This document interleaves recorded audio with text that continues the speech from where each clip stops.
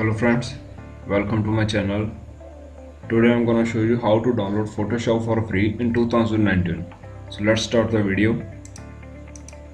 First open your browser and type igetintopc.com. Press enter.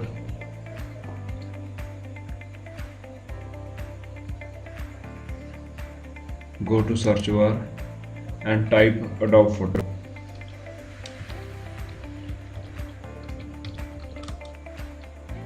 Press enter.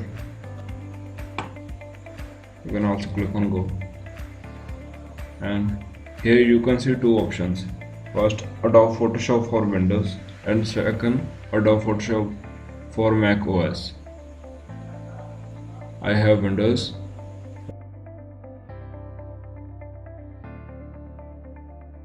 I click on Adobe Photoshop for Windows. Scroll down. Click on Download Now button.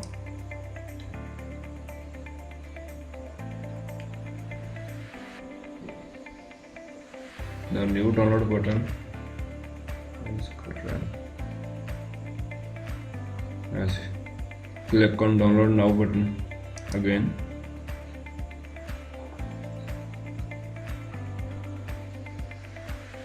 Open a new website. Wait.